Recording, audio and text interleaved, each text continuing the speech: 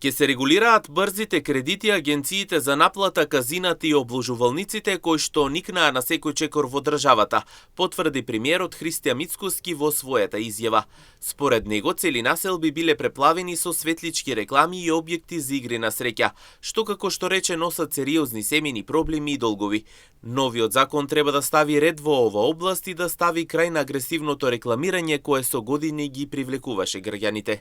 Имаме чувство дека државата полека, но сигурно налекуваше на Лас Вегас. Буквално на секој чекор гледавме дуќани во кои што со силни светлечки реклами се рекламира овој тип на игри на среќа. Пред се тука мислам на казината и коцкањето. И некако како по правило до нив веднаш имате канцеларија за брзи кредити.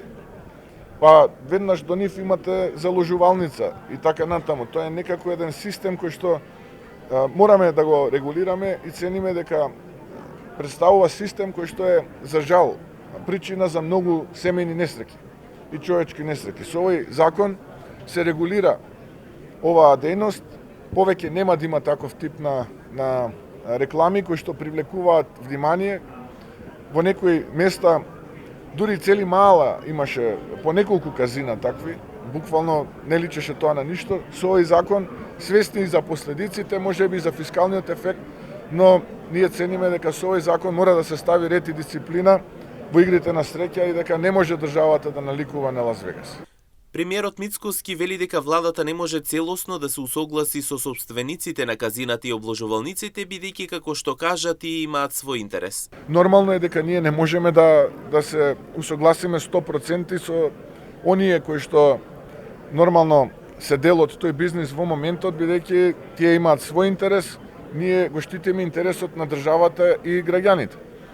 Не мислам дека ќе има нелегални приредување на игри на среќа и не мислам дека ќе се изгубат работни места, едноставно се става дисциплина и поинаков лик, поинаква перцепција ќе имаат македонските градови.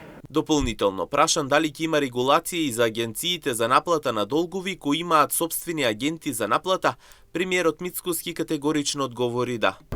Да. И се надворот системот во извршителите. Сето тоа ќе биде опфатено, точно. Инаку очекувањата се со новите решенија да се воспостави поголем ред и контрола во работењето на овие компании. Според премиерот, целта е да се заштитат граѓаните и да се спречат можните злоупотреби во наплата на долгови.